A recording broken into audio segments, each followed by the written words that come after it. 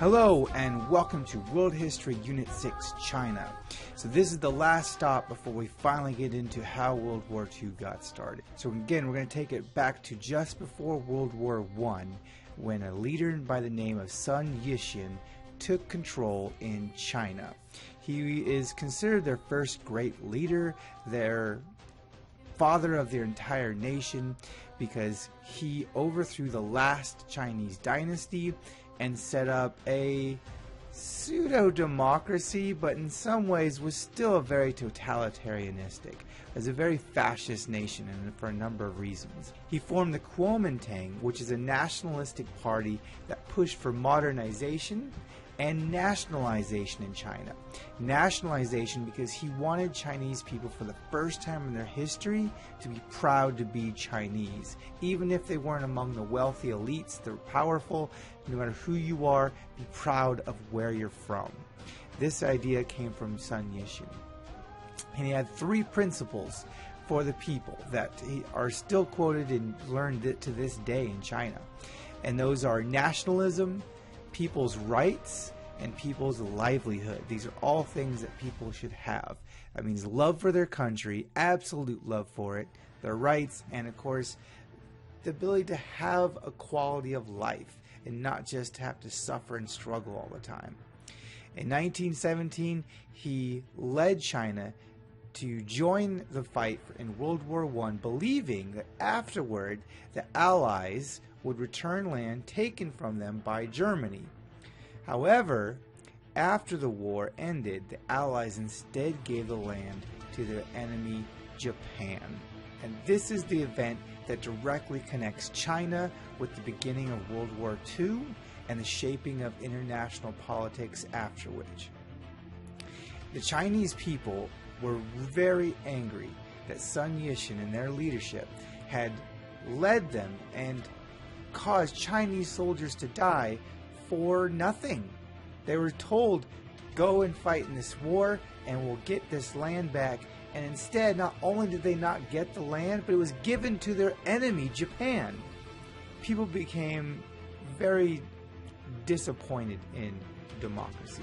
They became discontent with it, and they started to look to alternatives to democracy, because so far this new style of government that supposedly was supposed to give them power and rights wasn't really working out the way they wanted it to.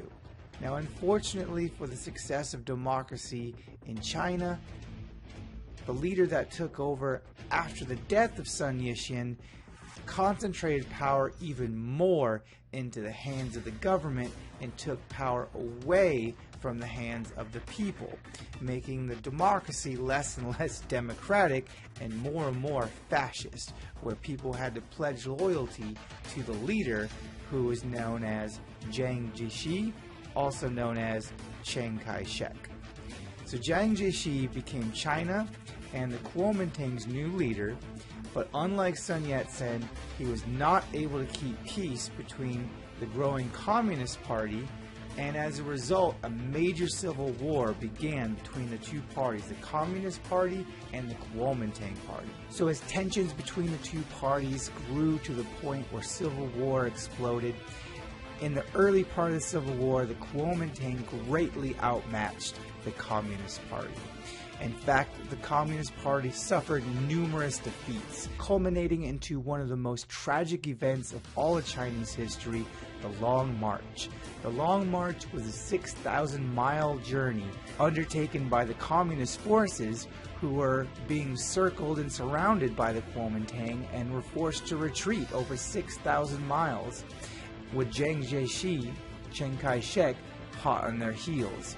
This resulted in the deaths of thousands, not just from fighting, but from hunger and exposure traveling over some of China's harshest terrain. However, that suffering gave communist leader Mao Zedong the popular support that he needed to one day strike back and many years later eventually proclaim himself as leader of the People's Republic of China. That, however, would not come until many years later after World War II was over. But it is something we will come back to. So in the heat of this civil war, that again will continue well past World War II, Japan took advantage of the fighting going on in China to invade Manchuria in 1931.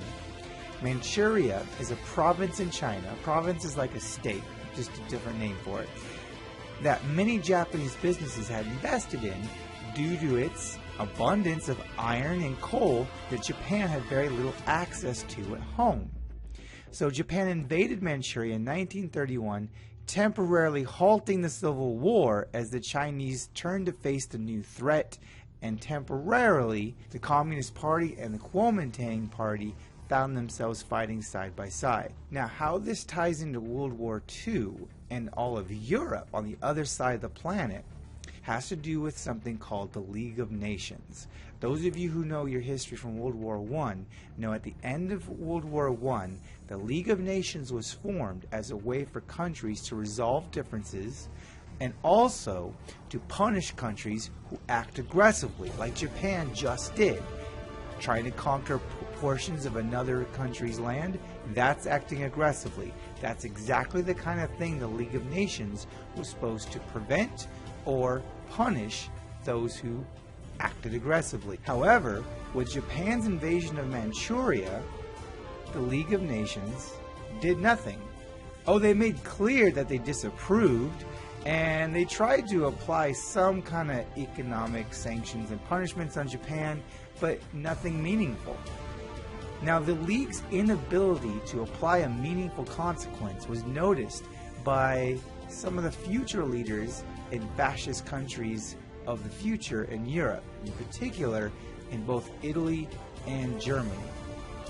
Furthermore, across the Pacific, the United States, which made clear that after World War I they wanted no part in Europe's wars for any reason. This is an idea called isolationism, meaning they don't want to be involved with Europe, Asia, or anything at all, any kind of war at all.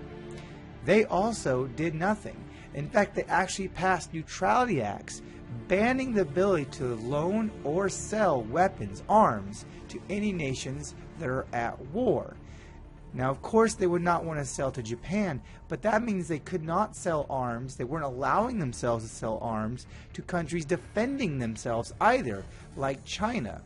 So here's Japan attacking and conquering large portions of land of other countries, and nothing was happening to them.